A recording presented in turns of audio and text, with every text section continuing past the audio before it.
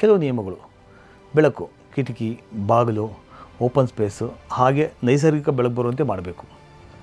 ಗಾಳಿ ಅಂದರೆ cross ventilations ಮುಖಾಂತರ ತಾಜಾ ಗಾಳಿ ಮನೆಯೊಳಗಡೆ ಬರೋ ಥರ ಪ್ಲ್ಯಾನ್ ಮಾಡಬೇಕಾಗುತ್ತೆ. ಈ ಸೂರ್ಯನ ತಾಪಮಾನ ಏನು ಹೇಳುತ್ತೆ ಅಂದರೆ, ಬಿಸಿಲು ಹೆಚ್ಚು ಬರುವ ಭಾಗದಲ್ಲಿ ಮಲಗುವ ಕೊಠಡಿ ಮಾಡಬೇಡಿ ಅಂತ ಹೇಳುತ್ತೆ.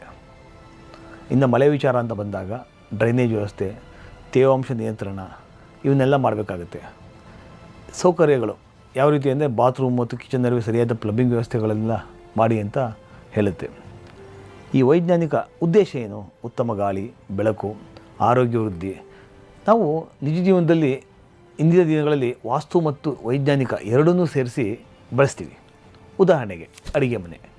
ವಾಸ್ತು ಪ್ರಕಾರ ಅಡುಗೆ ಮನೆ ಆಗ್ನೇಯದಲ್ಲಿ ಇರಬೇಕು, ನಿಜ.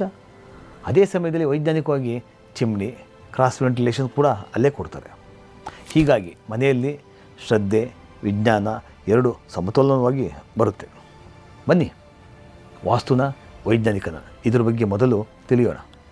ಈ ನಿವೇಶನ ಆಯ್ಕೆ ಮಾಡಬೇಕಾದ್ರೆ, ಮೇನ್ ಡೋರ್ ಇಡಬೇಕಾದ್ರೆ, ಸೈಟ್ ಸುತ್ತ ಖಾಲಿ ಜಾಗ ಬಿಡಬೇಕು ಅಂತಂದರೆ ವಾಸ್ತು ಏನು ಹೇಳುತ್ತೆ? ಉತ್ತರ ಮತ್ತು ಪೂರ್ವ ದಿಕ್ಕುಗಳು ಸೈಟ್ಗಳಿಗೆ ಮೊದಲ ಆದ್ಯತೆಯಾಗಿರುತ್ತೆ, ಮಿಕ್ಕದೆಲ್ಲ ನಂತರ. ಅದೇ ವೈಜ್ಞಾನಿಕತೆ ಏನು ಹೇಳುತ್ತೆ ಅಂದರೆ, ಪೂರ್ವಕ್ಕೆ ರಸ್ತೆ ಕಡೆ ಖಾಲಿ ಜಾಗ ಇರೋದ್ರಿಂದ ಅಧಿಕವಾದ ಸೂರ್ಯನ ಬೆಳಕು ಬರುತ್ತೆ, ಉತ್ತರದಲ್ಲಿ ರಸ್ತೆ ಕಡೆಯಿಂದ ಖಾಲಿ ಜಾಗ ಇರೋದ್ರಿಂದ ಉತ್ತಮವಾದ ಗಾಳಿ ಸಿಗುತ್ತೆ ಅಂತ ಹೇಳುತ್ತೆ.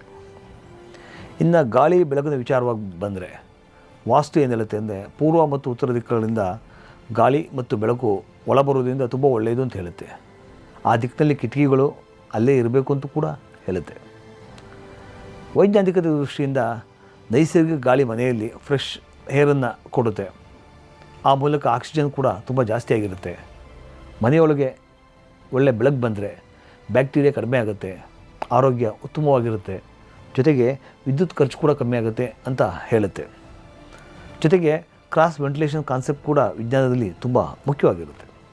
ಈಗ ಮನೆಯಲ್ಲಿ ಫ್ಲೋರಿಂಗ್ ಎತ್ತರದ ಬಗ್ಗೆ ಮಾತಾಡಬೇಕು ಅಂತಂದರೆ, ವಾಸ್ತು ಏನು ಹೇಳ್ತದೆ ಅಂದರೆ, ನೆಲವನ್ನು ಸಾಧ್ಯವಾದಷ್ಟು ಒಂದು ಸಮತಟ್ಟಾಗಿರಿಸಿ ಅಂತ ಕೇಳ್ಕೊಳ್ಳುತ್ತೆ. ಇನ್ ಕೇಸ್ ವಿಭಿನ್ನವಾದ ಎತ್ತರ ಬೇಕು ಅಂತಂದರೆ ದಕ್ಷಿಣ ಮತ್ತು ಪಶ್ಚಿಮ ಭಾಗ ಎತ್ತರವಾಗಿರಲಿ ಮತ್ತು ಈಶಾನ್ಯ ಭಾಗ ಸಾಧ್ಯವಾದಷ್ಟು ಕಡಿಮೆ ಎತ್ತರದಲ್ಲಿರಲಿ ಅಂತ ವಾಸ್ತು ಹೇಳುತ್ತೆ. ಇದು ವೈಜ್ಞಾನಿಕ ದೃಷ್ಟಿಕೋನದಿಂದ ನೋಡಬೇಕು ಅಂತಂದರೆ, ಎತ್ತರವಾದ ಫ್ಲೋರಿಂಗಿಂದ ಮಳೆ ನೀರು ಒಳಗೆ ಬರಲ್ಲ, ತೇವಾಂಶ ಕಡಿಮೆ, ಫ್ಲೋರು ಸ್ಪ್ಲಿಟೈಟ್ಸ್ ಇದ್ದರೆ ನೋಡಲು ಸುಂದರವಾಗಿರುತ್ತೆ ಮತ್ತು ಮನೆಯಲ್ಲಿ ನಾವು ಓಡಾಡ್ತಾ ಕೆಲಸ ಮಾಡ್ತಾ ಇದ್ದರೆ ಆಟೋಮೆಟಿಕ್ಕಾಗಿ ನಮಗೆ ಎಕ್ಸಸೈಸ್ ಆಗುತ್ತೆ, ಆದ್ದರಿಂದ ಆರೋಗ್ಯ ಉತ್ತಮವಾಗಿರುತ್ತೆ ಅಂತ ಕೂಡ ಹೇಳುತ್ತೆ.